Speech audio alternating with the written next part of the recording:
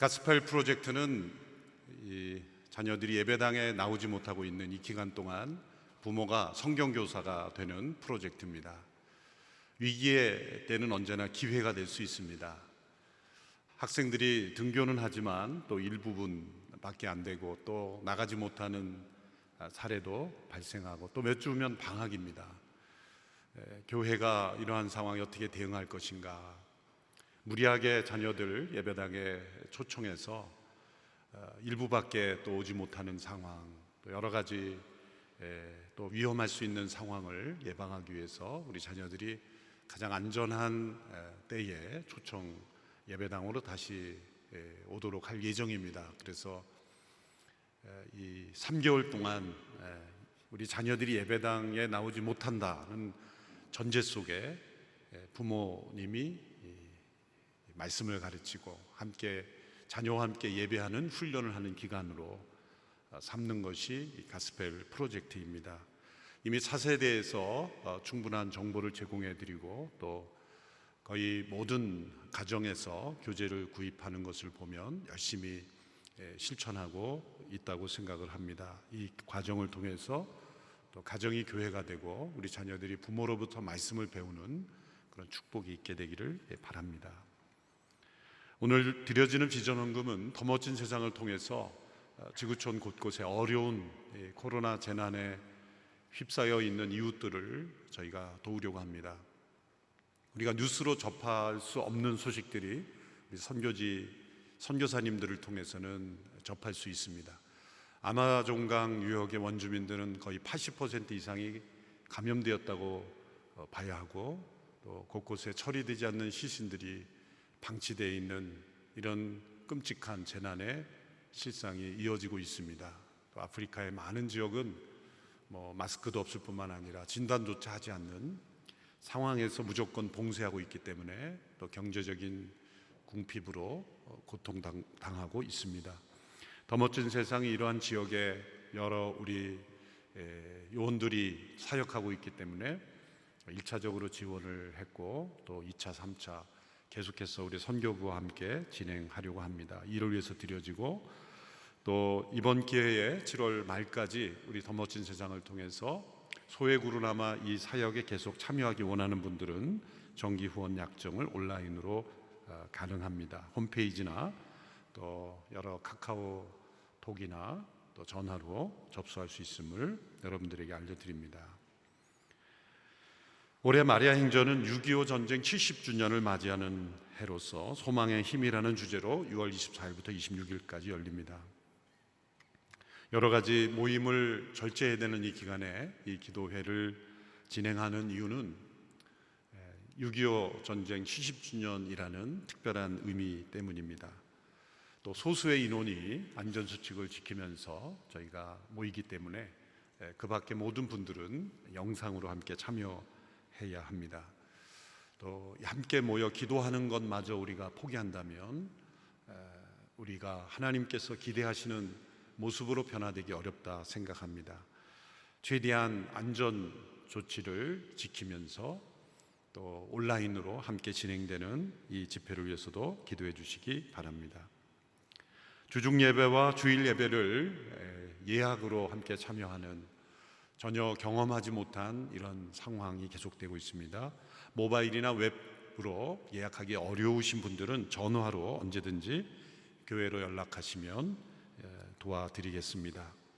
또 드라이브인 예배도 오전 8시, 오전 9시 30분 시간을 앞당겨서 양재동 현 주차장에서 계속 진행되고 있습니다. 참여하실 분들은 미리 전화로 예약하시기 바랍니다. 코로나가 가져온 이 세상의 변화, 또 교회가 어떻게 대응해야 될지 약 한 2만여 명의 성도들이 설문에 성실히 응답해 주셨고 또 이 내용을 취합하고 또 여러 교회 내 전문적인 성도들을 함께 힘을 합쳐서 7월 6일과 7월 9일 양일간에 걸쳐서 외부로 세미나를 진행합니다. 함께 참여해 주시기 바라고 자세한 내용은 오늘의 신문 일면을 참조해 주시기 바랍니다. 이 시간 합심하여 함께 코로나 바이러스의 종식을 위해서 기도하고 또 이 기간 동안 하나님께서 우리에게 원하시는 변화를 이루어갈 수 있는 저희가 되게 하옵소서.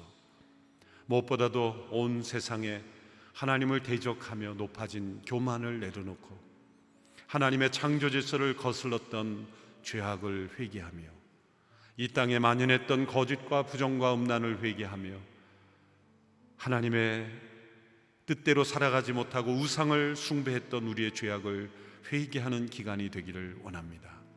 우리의 자녀들의 믿음을 지켜주시고 가스펠 프로젝트를 통하여 부모로부터 배우는 하나님의 말씀이 능력이 되게 하옵소서. 6.25 전쟁 70주년을 맞이하여 마리아 인전으로 함께 모일 때 주님 성령으로 충만케 하시사 기도의 역사를 이루어 주옵소서. 더 멋진 세상을 통하여 지구촌 곳곳의 이웃을 우리가 섬길 때 주님 받아주옵소서. 함께 합심하여 기도하며 나아가겠습니다. 살아계신 하나님 아버지, 이 어두운 재난의 터널을 지나고 있습니다. 우리 모두가 하나님의 크신 뜻을 헤아리기를 원합니다. 하나님의 창조 질서를 거슬렀던 우리의 죄악을 회개합니다. 하나님만을 섬기지 못했던 우리의 교만과 우상 숭배를 회개합니다. 이 땅에 만연했던 거짓과 부정과 음란을 회개하며 탐심과 헛된 이념들을 회개합니다. 주여, 이 땅을 불쌍히 여겨주시고 속히 코로나 바이러스가 종식될 수 있도록 은혜를 베풀어 주시옵소서. 무엇보다도 이 기간 동안 우리의 영혼이 정결하게 되며 우리의 가정과 교회가 정결하게 되며 이 나라 민족이 새로워지게 하여 주시옵소서. 지구촌 곳곳에 고통받는 이웃들을 섬기기를 원합니다. 더 멋진 세상을 통하여 드려지는 헌금이 지구촌에 고통받는 이웃을 섬기며 그들을 자유케 하며 그들에게 복음이 증거되는 통로가 될 수 있게 하여 주시옵소서. 어려운 때에 함께 모여 기도하기를 원하오니 주님 마리아 행전을 축복하시고 성령으로 충만하게 역사하여 주시옵소서. 가스펠 프로젝트를 축복하시고 3개월 동안 부모가 교사가 되는 이 프로젝트를 통하여 가정이 교회가 되며 하나님의 말씀이 각 가정마다 능력 있게 역사되게 하옵소서. 살아계신 하나님, 역사하시는 하나님, 이 전염병 재난의 어두운 터널을 지나고 있는 이때 하나님께서 우리에게 요구하시는 진정한 회개와 변화를 이루어가기를 원합니다. 재난을 통하여 경건이 회복되며 가정이 회복되며 교회가 복음 앞에 회복되는 기간이 되게 하옵소서. 이 위기가 기회가 되게 하시고 가정이 교회가 되게 하시고 교회가 참된 하나님의 가정이 되게 하여 주옵소서. 함께 예배당에 참여하지 못하며 영상으로 참여하는 모든 지체들을 지켜주시고 병상에 있는 지체들을 지켜주시고 선교지에 있는 귀한 지체들을 지켜주시옵소서. 어려울 때 함께 모여 기도하는 마리아 행전을 붙잡아 주시고 성령의 충만한 역사가 영상으로 함께 참여하는 성도들에게도 동일한 기도의 영으로 임하여 주시옵소서. 지구촌에 고통받는 이웃들, 코로나 전염병 재난의 속수무책, 무너지고 있는 이웃들을 더 멋진 세상을 통하여 섬기기를 원합니다. 우리의 섬김이 하나님의 사랑의 통로가 되며 복음 전파의 귀한 도구가 되게 하옵소서. 오늘도 주신 말씀을 통하여 하나님의 음성을 듣기를 원합니다. 예수님의 이름으로 기도합니다. 아멘. 하나님께서는 예수님을 세상에 보내시기 위하여 오랫동안 준비하셨습니다. 어느 때에 어느 민족을 통하여 또 어떤 가문을 통하여 또 누구를 어머니로 누구를 아버지로 보내실지를 준비하셨습니다. 역사 속에 많은 예언자들을 통하여 또한 많은 약속들을 통하여 그것을 말씀하셨고 그 예언과 약속대로 하나님은 이루셨습니다. 특별히 예수님의 육신의 어머니가 될 여인을 찾는데 하나님께서는 매우 주목하여 찾으셨을 것입니다. 하나님께서 찾으시는 한 여인은 세상 사람들이 보기에는 그다지 중요한 일을 맡을 것 같지 않은 나사렛의 한 가난하고 소외된 소녀였습니다. 10대 중후반으로 학자들이 추정하는데, 오늘 이 시대로 말하자면 소녀죠. 어떤 세상적인 직위나 많은 경험이나 또 그 당시에 종교 지도자도 아닌 한 나사렛의 소녀에게 하나님은 이 중요한 직무를 맡기셨습니다. 인생의 경험이 많다고 하나님께 쓰임받을 수 있는 것은 아닙니다. 어쩌면 인생의 경험이 많아질수록 우리는 믿음에서 더 멀어질 위험이 더 많습니다. 좁은 길을 계속 선택하지 않으면 세상 속에서의 우리의 경험, 우리가 가진 지식, 또한 재물, 어떤 위치가 하나님께 더 가까이 하기보다는 도리어 하나님을 더 멀어지게 만드는 요인이 될 위험성이 많기 때문입니다. 끊임없이 좁은 길로 걸어가지 않으면 우리는 세상에 많은 익숙한 경험이 참된 믿음에서 멀어질 위험이 많습니다. 도리어 세상을 잘 알지 못할 때 하나님은 한 어린 아이 같은 소녀를 택하셔서 놀라운 하나님의 일을 이루셨습니다. 역사상 인류의 역사에 영적인 큰 기여를 한 지도자들은 대개 10세 전후에 회심을 하고 성령의 충만함을 받고 그때부터 이미 하나님의 사람으로 쓰임 받았습니다. 지난 40일 새벽기도, 작은 예 새벽기도 때 우리 성도 자녀 가운데 7살 된 딸이 40일을 완주했습니다. 그 설교 노트를 우리 목사님이 보내주셔서 제가 유튜브에도 올렸는데 얼마나 정리를 잘하는지요. 또 저를 위해서도 기도한다고 담임 목사를 위해서 기도하고 있죠. 그래서 제가 40일 끝났을 때 로비에서 잠깐 부모가 데려왔길래 제가 예언을 했습니다. 너는 틀림없이 온누리교회 권사님이다. 다른 거는 제가 예언할 능력이 없지만 너는 틀림없이 온누리교회 권사님이 될 것이다. 그 아이가 온누리교회 권사님이 될 때 제가 살아있을지 안 했을지 모르겠지만 그 어린 나이에 순수한 마음에 세상적인 경험으로 말씀을 다 이해할 수는 없지만 그 순수한 믿음으로 받아들이는 그 영혼, 바로 그 영혼을 하나님은 찾으시는 겁니다. 마리아가 그런 영혼이었습니다. 하나님께서 그 육신의 예수님의 어머니를 찾으실 때 매우 주목하시고 오랫동안 찾으신 이유는 그 소명이 매우 위험하고 어려운 소명이기 때문입니다. 예수님의 육신의 어머니가 된다는 것은 동정녀로서 아들을 출산하는 것이었습니다. 역사상 한 번도 일어나지 않았던, 또 자연의 법칙과 이성을 뛰어넘는, 자신의 몸에 동정녀로 잉태하여 자녀를 낳는 그 신비로운 역사에 자신을 내어 맡긴다는 것은 대담한 용기가 필요한 것입니다. 또한 마리아는 정혼한 상태에 있었습니다. 이 정혼이라는 것은 결혼과 약혼의 중간 상태입니다. 우리말 성경에서는 약혼이라고 되어 있는데 좀 아쉬운 번역입니다. 정혼이라는 제3의 단어를 쓴 것은 결혼과 같은 법적인 보장을 사회로부터 받는 관계지만 약혼과 같이 함께 살지는 않는 관계이기 때문입니다.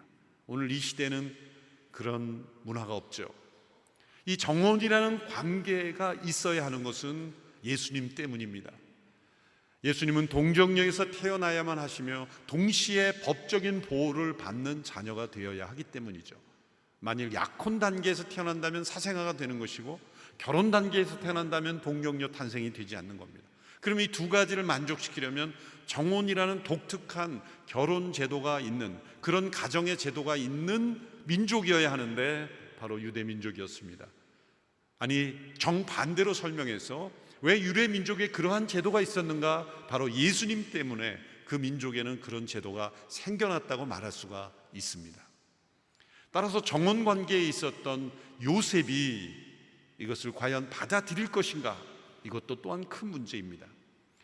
그래서 이 요셉은 갈등했죠. 마태복음에 요셉의 이야기가 나옵니다.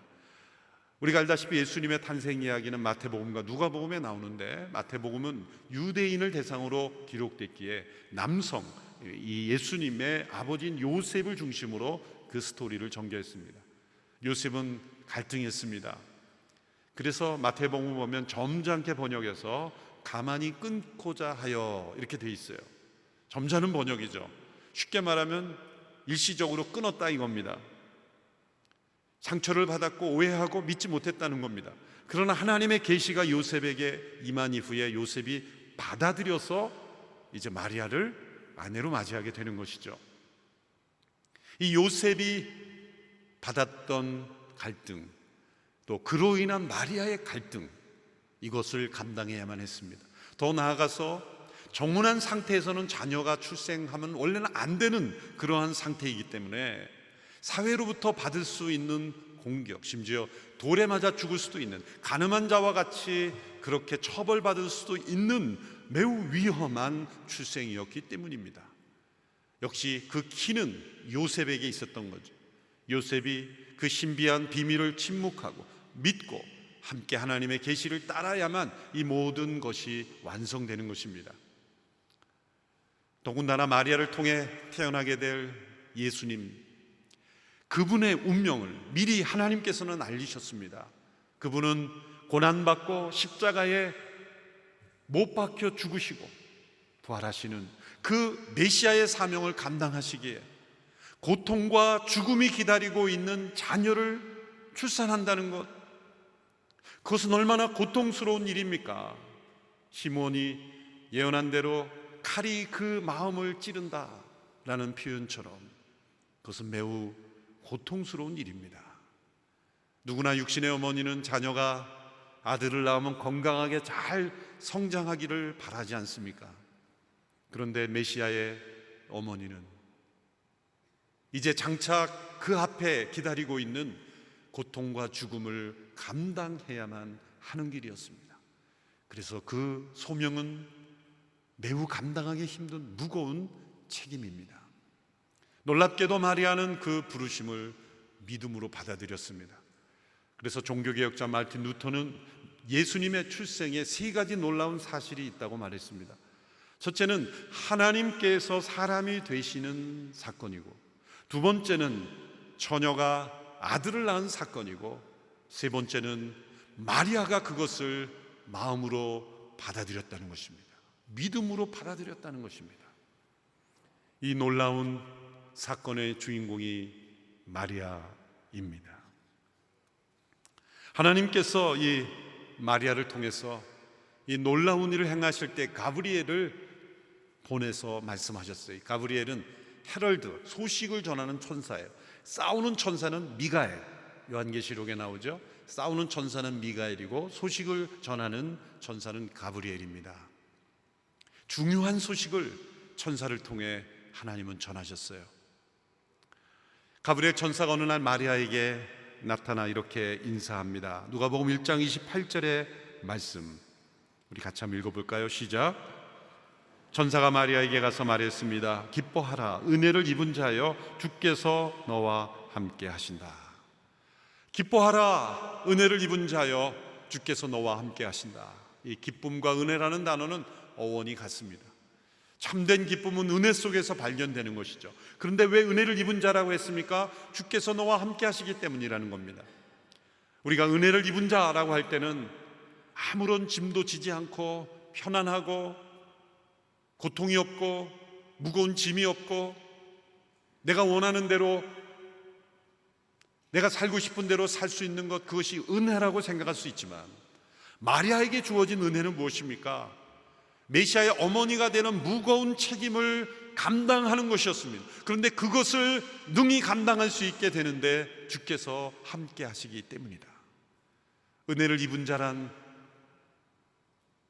주께서 주신 무거운 짐일지라도 주님께서 함께 하시기에 그것을 능히 감당하는 인생, 그것이 은혜를 입은 자의 인생입니다. 그러므로 기뻐하라는 것입니다. 로만 캐톨릭에서는 이 은혜를 입은 자라는 단어를 은혜로 충만하다 그렇게 잘못 해석하여서 다른 사람들에게 은혜를 공급해 주는 통로가 된다 그렇게 해석함으로 마리아에게 기도하고 또 마리아를 숭배하는 데까지 나아가는 잘못된 해석에 이르는 그런 단어이기도 합니다. 그러나 마리아는 은혜를 나누어주는 자가 아니라 은혜를 입은 자라 그렇게 말했고, 그 또한 한 사람의 성도로서 하나님의 은혜의 통로가 되었을 뿐, 그가 은혜를 나누는 자가 되는 것은 아닙니다. 마리아는 이 천사의 인사에 당황하며 깜짝 놀랐다 그랬습니다. 우리말 번역에 당황하며 깜짝 놀랐다고 했지만 이 본문의 뉘앙스는 믿음의 여인인 이 마리아가 하나님께서 자신에게 전해주시는 인사에 대하여 경외심을 가지고 그 영혼이 깨어서 놀라워하는 것을 의미합니다.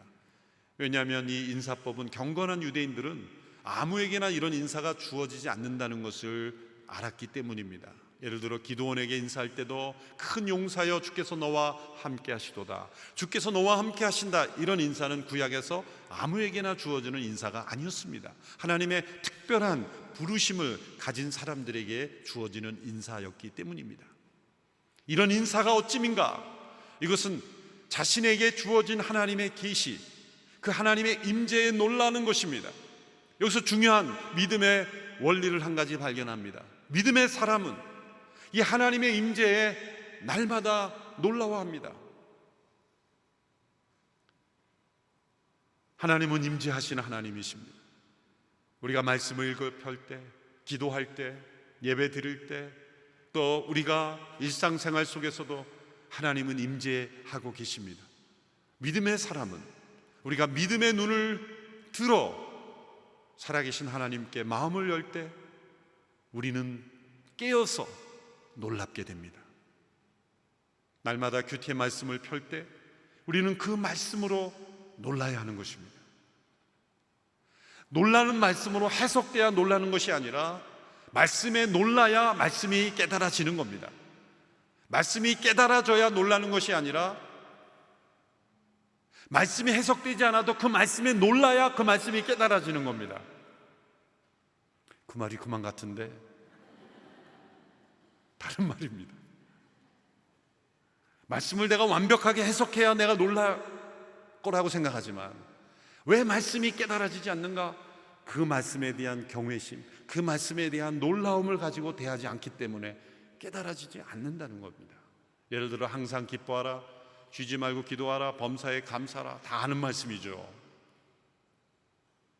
그러나 문자로 하는 것, 데이터로 하는 것, 글로 하는 것과 나의 마음이 그 말씀 앞에 경외심을 가지고 깨어나는 것은 다른 거죠. 항상 기뻐하지 않았다면 그 말씀을 모르는 겁니다. 범사에 감사하지 않았다면 그 말씀을 모르는 겁니다. 늘 마스크를 껴야 되는 이 불편한 상황 속에서도, 경제적으로 어려워지는 상황 속에서도, 사업이 부도의 위기에 몰리는 순간 속에서도 범사에 감사란 말씀 앞에 놀라는 그 하나님의 말씀의 임재 앞에 내 영혼이 깨어나야 그것이 바로 믿음의 삶을 시작하는 겁니다.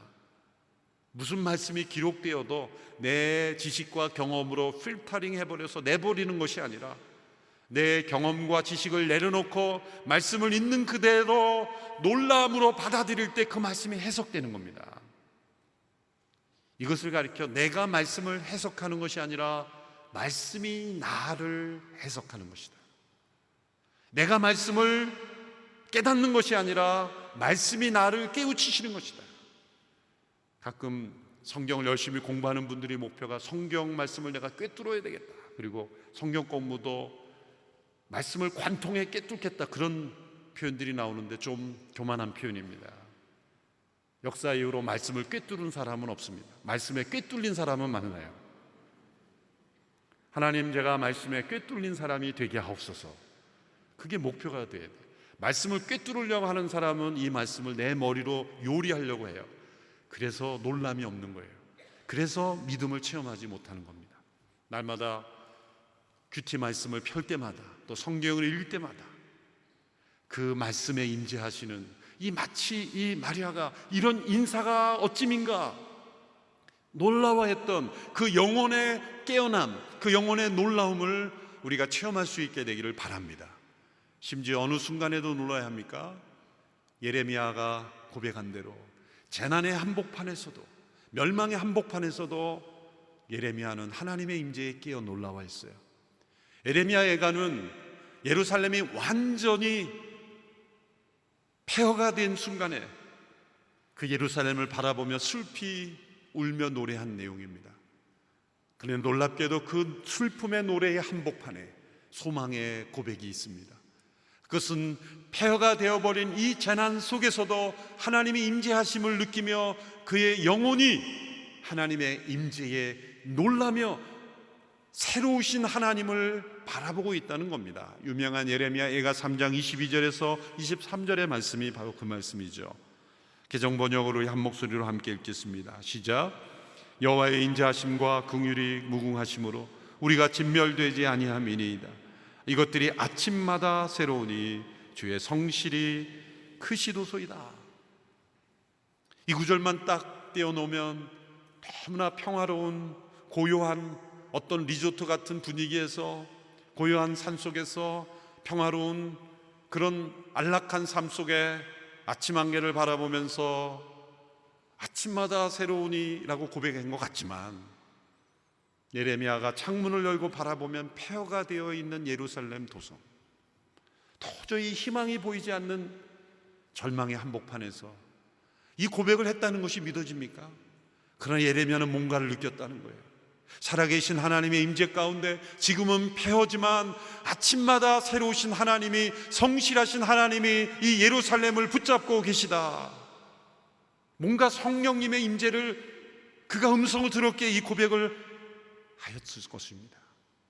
아침마다 새로우니. 여러분이 재난의 한복판에 뉴스를 들어보면 온통 위기입니다. 경제도 이제 무너지고 모든 상황이 어려운, 어디로 추락할지 모르는 것 같은 이 세상, 이 한복판에 세상의 뉴스만 들으면 우리는 끝난 거예요. 그런 하나님의 임재 가운데 있으면 우리는 예레미야와 같은 이 고백을 할 수 있습니다. 아침마다 새로우니 주의 성실하심이 크십니다. 일상 속에서 이 하나님의 임재에 놀라지 않는 사람은 재난이 와도 놀라지 않습니다. 재난이 와도 놀라지 않는 사람은 마지막 종말이 와도 놀라지 않습니다. 여러 전문가들이 앞으로 더 어려운 시기가 올 거라 그러죠. 그러나 이건 전문가들은 확인한 것뿐입니다. 성경에서는 이미 말세의 종말의 때에 극심한 환란이 있을 것을 미리 말씀하셨습니다. 어쩌면 이 전염병 재난은 그 시작의 시작도 아닐 수는 몰라요. 앞으로 우리가 감당하기 힘든 그러한 재난이, 환란이 다가올 수 있습니다. 정신 바짝 차리지 않으면 그 재난과 함께 휩쓸려 갈 수밖에 없어요. 그러나 이 상황 속에서 우리가 새롭게 일하시는 하나님의 임재 속에 깨어나지 않으면 마지막 종말의 환란 때에 우리는 깨어날 수 없어요. 그러면 그 이후에는 뭐가 있습니까? 심판이 있습니다. 저는 어린 시절에 이런 질문을 늘 가졌어요. 지옥은 고통스러운이라는 곳인데 지옥에 떨어지자마자 회개하면 그 사람이 선한 사람이 될 텐데, 그러면 선한 사람이 지옥에 계속 있는 게 말이 되는가? 이런 말이 안 되는 듯한 질문을 제가 계속 던졌어요. 사실 목사가 돼서도 뚜렷하게 대답하기 어려웠어요. 근데 시카고에 무디 기념교회 담임하신 어느 목사님의 글에서 제가 해답을 찾았어요. 저와 같은 고민을 오랫동안 하셨더라고요. 그분이 이렇게 설명합니다. 수많은 재난과 재앙과 환난을 거치게 될 텐데 그 모든 과정에서도 회개하지 않는 사람이 결국 지옥에 가는 사람은 지옥의 고통에 떨어져도 회개할 줄 모르고 여전히 남 탓, 비난, 원망, 불평 속에 있을 것이다. 이런 재난을 통해서도 회개하지 않는 사람은 더 큰 환난이 와도 회개하지 않습니다. 하나님의 역사에 놀라지 않습니다. 그러면 거꾸로 우리가 거슬러서 어디서부터 시작해야 됩니다. 아무런 일이 없는 평안 가운데 날마다 하나님의 임재 앞에 놀라운 사람은 재난이 와도 우리 하나님의 임재 속에 살아갑니다. 어떤 환난이 올지라도 우리는 하나님의 임재 가운데 거할 수가 있습니다. 이 말씀으로 만든 찬양이 있죠. 주의 인자는 끝이 없고 그의 자비는 무궁하며. 이 찬양을 함께 부르고 말씀을 계속 나누기를 원합니다.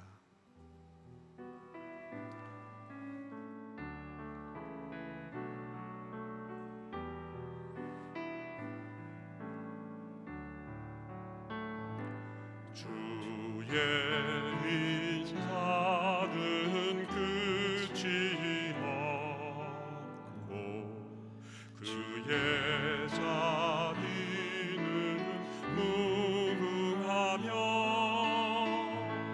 아침마다 새롭고 늘 새로우니 주의 성실이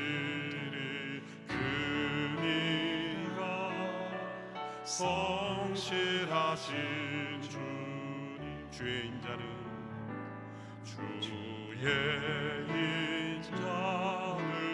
끝이 없고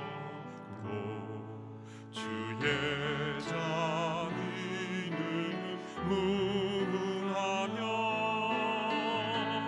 아침마다 새롭고 늘 새로우니 주의 성실이 크니라.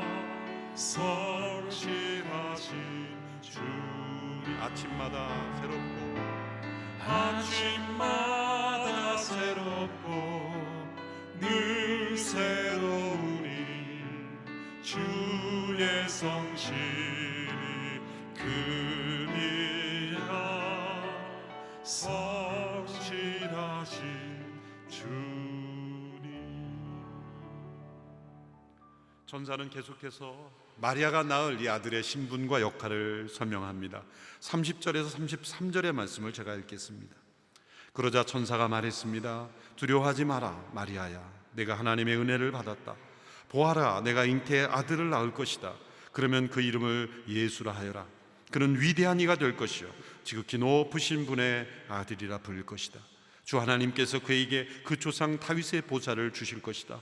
그는 야곱의 집을 영원히 다스릴 것이며 그의 나라는 결코 끝나지 않을 것이다. 두려운 말입니다. 엄청난 말입니다. 마리아를 통해 잉태돼 태어날 아들은 지극히 높으신 분의 아들이요 또한 다윗의 보좌에 앉아 영원히 다스리실 분, 구약의 수많은 예언들이 가리키고 있었던 바로 그분이라는 겁니다. 다니엘서에 보면 역사상 수많은 강대국들이 연이어 지배하고 있는 그때에 그 모든 나라들이 다 무너질 것이지만 무너지지 않는, 흔들리지 않는 영원한 한 나라가 도래할 것이다. 바로 다윗의 아들 예수 그리스도를 통한 나라일 것이다. 바로 그 주인공이 바로 너를 통해 태어날 아들이다. 마리아는 이 엄청난 말씀에 놀라워하며 다시 질문합니다. 34절의 말씀이죠. 마리아가 천사에게 물었습니다. 처녀인 제게 어떻게 이런 일이 있겠습니까? 제게 어떻게 이런 일이 있겠습니까? 이것은 질문입니다. 그러나 이건 불신앙의 질문이 아니라 믿음에서 나오는 수용적인 자세에서 던지는 질문입니다. 여기서 믿음의 두 번째 중요한 원리가 발견됩니다. 믿음은 하나님의 놀라운 섭리에 대하여 정직하게 질문합니다. 중세 안세름이라는 신학자는 Faith seeking understanding, 믿음은 이해를 추구한다 라는 유명한 말을 남겼습니다. 믿는 사람은 알고자 하는 겁니다. 우리는 알아야 믿는다고 말하지만 믿음 있는 사람은 계속 알고자 하는 겁니다. 그리고 그 알므로 더 믿어지는 것입니다. 그러나 출발은 이해가 아니라 믿음이 출발입니다. 믿음이 이해를 추구하는 겁니다. 마리아는 이해하기를 원했습니다.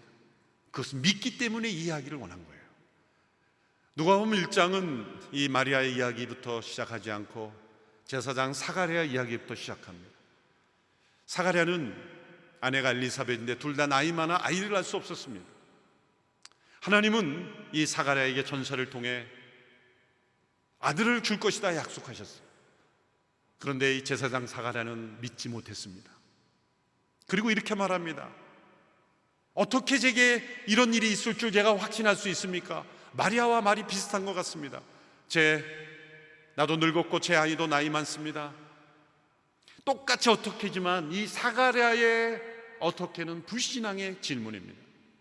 누군가의 일을 하라고 할 때 이걸 내가 어떻게 합니까? 할 때 못한다는 거죠. 그러나 마리아는 제가 어떻게 하면 되겠습니까? 라는 어떻게 해요? 앞에 어떻게는 불신앙이고 뒤는 신앙인 겁니다. 제사장은 사가랴는 믿지 못했고 어린 소녀 마리아는 믿었어요. 신분이나 역할로 볼 때는 정반대가 된 겁니다. 제사장 사가랴는 오랫동안 아들을 기다렸고 마리아는 기다린 적이 없습니다. 제사장 사가랴는 하나님에 대해 익히 알았던, 하나님의 역사를 알았던 사람이고 마리아는 배워가는 과정이었어요. 그러나 마리아는 믿었고 사가랴는 믿지 못했어요. 그래서 마리아가 어떻게 이런 일이 있을 수 있습니까? 이해를 추구하는 믿음.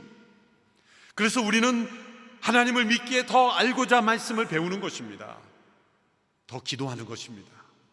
하나님의 역사에 더 참여하는 것입니다. 그런데 더 알고자 하는 이 이해는 나의 지식이 많아짐으로서가 아니라 놀랍게도 성령의 임재하심으로, 지극히 높으신 분의 능력이 임함으로 그 모든 일이 일어날 것이라 말씀하셨어요. 천사가 마리아에게 이렇게 대답합니다. 35절의 말씀 우리 같이 읽어보겠습니다. 시작. 천사가 대답했습니다. 성령께서 내게 임하실 것이며 지극히 높으신 분의 능력이 너를 감싸 주실 것이다. 그러므로 태어날 거룩한 아기는 하나님의 아들이라고 불릴 것이다. 성령이, 지극히 높으신 분의 능력이 너에게 임하면 이 일이 가능하게 될 것이다. 역사상 한 번도 일어나지 않은 일이지만 성령의 역사하시면 새로운 창조 역사에 너에게 임할 것이다 말씀하셨습니다. 또한 천사는 마리아의 믿음을 북돋아주고 더 견고하게 해주기 위해서 예를 듭니다. 보아라, 내 친척 엘리사벳도 나이 많아 아이를 가지지 못했지만 임신한 지 벌써 6째 달이 되었다. 6달째가 되었다. 하나님께는 불가능한 일이 전혀 없다. 구약 역사를 보면 아이를 낳지 못했던 상태에서 아이를 낳았던 부부가 세 커플이 있습니다. 아브라함과 사레, 엘가나와 한나, 그리고 사가랴와 엘리사벳. 세 가정의 공통점은 자녀를 낳을 수 없는 불가능한 상태에서 하나님의 초자연적인 기적의 역사로 자녀를 낳게 되었다는 겁니다. 그런데 이 모든 세 가정에 이런 아이를 주신 목적은 무엇입니까? 마리아의 믿음을 격려해 주기 위해서입니다. 동정녀의 탄생이 하나님께는 불가능한 것이 아니라는 것을 깨닫게 하기 위해 역사 속에 여러 사례를 하나님께서 이미 만들어 주신 겁니다. 이때 마리아에게 진정한 믿음이 견고케 됐습니다. 그래서 마리아가 이렇게 응답합니다. 오늘 본문 38절의 말씀 우리 같이 읽습니다. 시작. 그러자 마리아가 대답했습니다. 보십시오, 주는 주의 여종입니다. 당신의 말씀대로 제게 이루어지기를 원합니다. 그러자 천사가 마리아에게서 떠나갔습니다. 저는 주의 여종입니다. 주의 말씀대로 내게 임하기를 원합니다. 믿음의 세 번째 중요한 원리가 발견됩니다. 믿음은 하나님의 말씀이 이루어지는 통로로 자신을 드리는 겁니다. 내가 하고 싶은 것을 하나님을 이용하는 것이 아니라 하나님이 이루시는 일에 자신을 드리는 겁니다. 다 이해하지 못하고 다 깨닫지 못해도 하나님의 말씀에 자신을 드리는 겁니다. 여기에는 용기가 필요합니다. 왜냐하면 하나님의 말씀에 통로가 된다는 것은 대가가 치루어지기 때문입니다. 그러나 그것은 은혜입니다. 마리아가 치루어야 됐다는 대가는 매우 값진 것이었습니다. 주께서 함께 하시기에 그 모든 것을 이길 수 있었습니다. 말씀대로 내게 이루어지이다, 이것을 한마디로 한 단어로 표현하면 아멘이라는 단어로 표현할 수 있습니다. 아멘이라는 건 진실로 그러하다는 뜻이죠. 예수님께서 이 아멘이라는 단어를 자주 사용하셨습니다. 여러분이 성경을 신약을 읽으면서 예수님의 말씀 속에 신약 성경에 대개 예수님 말씀을 빨간색으로 이렇게 적혀 있죠. 그 빨간색으로 된 예수님 말씀 속에 내가 진실로 진실로 내게 이르노니 라고 할 때 진실로가 아멘이에요. 그래서 예수님은 아멘 아멘 그러고 그 다음 말을 시작하신 거예요. 진짜 중요한 말씀이고 반드시 그렇게 이루어진다. 예수님의 말씀이 다 그대로 이루어질 것이지만 진실로 이렇게 아멘으로 2번 강조한 것은 정말 중요한 말씀이라는 거죠. 근데 우리는 그 아멘을 뒤에 붙입니다. 예수님은 먼저 붙이셨지만 우리는 뒤에 붙입니다. 주님의 말씀 앞에 아멘 응답할 때 그것은 이 말씀이 내게 진실로 그대로 이루어지기를 원합니다. 우리의 아멘은 놀라운 능력의 통로입니다. 마음이 없는 입술로의 아멘은 능력이 나타나지 않겠죠. 그러나 마음을 같이 한 순종의 아멘은 그 말씀의 능력, 그 말씀은 천지를 창조하신 하나님의 능력이요, 지극히 높으신 분의 능력이요, 성령의 감동으로 된 말씀의 능력이기에 성령의 능력이 나에게 임하시는 통로가 되는 아멘인 것입니다. 진정한 아멘은 능력의 통로가 되는 것입니다. 마리아가 그 아멘을 했어요. 중세 교회에서는 스테인 글라스를 많이 사용했죠. 근데 마리아를 그린 그 창문에는 색을 칠하지 않았다는 거죠. 마리아는 맑고 투명한 이 하나님의 말씀을 그대로 받아들이는 믿음의 사람이라는 것을 그렇게 표현했다고 합니다. 마리아는 순간적인 충동으로 이렇게 한 게 아닙니다. 어린 시절에 하나님의 말씀을 마음으로 받아들이는 은혜가 있었기 때문에, 또 예수님을 잉태하고 탄생할 때만 믿음의 사람이 된 게 아니라 그 이후의 삶도 믿음의 삶으로 살았어요. 목자들이 와서 천사가 전해준 소식을 전했을 때 마리아는 그 모든 말씀을 마음에 두었다 그랬어요. 예수님이 12살 때 예루살렘 성전에 올라가서 내가 내 아버지 집에 있어야 될 줄 알지 못합니까? 그랬을 때 그 예수님의 말씀을 마음에 두었다 그랬어요. 예수님이 하신 모든 말씀을 마음에 두었기에 예수님이 십자가의 고통을 향하여 나갈 때도 예수님은 믿음으로 받아들이고 순종한 겁니다. 제가 고난주간 설교 때 몇 차례 말씀드렸지만 영화 패션 오브 더 크라이스트라는 영화에서 예수님의 고난을 아주 실제적으로 묘사했죠. 그런데 그 영화 속에 마리아가 나올 때 저는 좀 묘사를 잘못했다고 생각했었어요. 왜냐하면 예수님의 어머니 마리아가 너무 침착하게 그 비아 돌로로사를 아주 침착하게 옆으로 따라가는 거예요. 물론 눈물을 흘립니다. 그러나 제가 생각하는 육신의 어머니의 모습은 아니었어요. 만일 그 영화의 감독이 한국 감독이었다면 몇 차례 뛰어들었을 겁니다. 어머니가 로마 군병들과 어머니가 싸웠을 겁니다. 이놈들아, 나를 먼저 죽이고 내 아들을 데려가라. 구레네 시몬이 십자가를 진 게 아니라 마리아가 몇 번 끌었을 거예요. 군병들은 끌어내려고 해도 또 뛰어들고, 예수님 못 박을 때도 본인이 못 박히겠다고 뛰어들었어요. 그게 모성애 아니겠습니까? 근데 그런 모습이 나오지 않아요. 그건 잘못 묘사한 게 아니라 정확하게 이 마리아의 신앙을 묘사한 거예요. 순종입니다. 예수님이 여러 번 메시아가 고난받고 십자가에 못 박혀 죽을 것을 말씀하셨기 때문에 순종한 거예요. 제자들은 똑같은 말씀을 듣고도 귀로 흘려버렸기 때문에 칼로 같이 싸우고 도망가고 두려워하고 그렇게 실패했던 겁니다. 예수님은 자신의 죽음을 미리 말씀하셨고 마리아는 그 말씀을 마음에 두고 순종했습니다. 마리아는 예수님의 마지막 말씀까지 순종했어요. 예수님께 승천하시며 예루살렘을 떠나지 말고 약속하신 성령을 기다리라 그랬어요.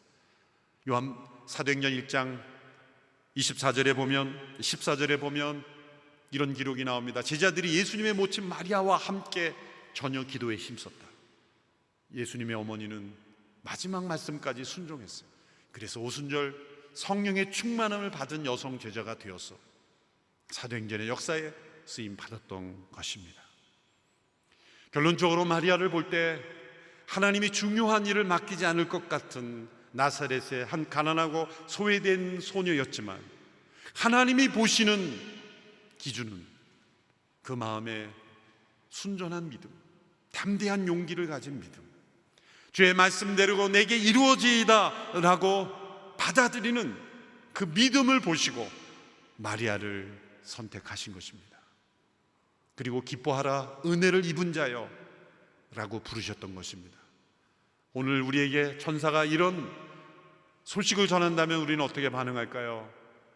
기뻐하라 은혜를 입은 자여 라고 여러분에게 인사한다면 환영하시겠습니까? 아니면 됐습니다 그러겠습니까? 어떤 은혜인지 알고 받겠습니다 그럴까요? 주의 말씀대로 내게 이루어지이다. 주께서 함께 하시기 때문에 우리가 감당할 수 있는 것을 믿고 순종하는 우리 모두가 되기를 축원합니다. 기도하겠습니다. 마리아를 택하셔서 오랜 약속을 이루신 하나님, 마리아의 이 순전한 믿음을 우리가 배우기를 원하며 그 믿음대로 살아가는 저희들이 되게 하여 주옵소서. 예수님의 이름으로 기도하옵나이다. 아멘.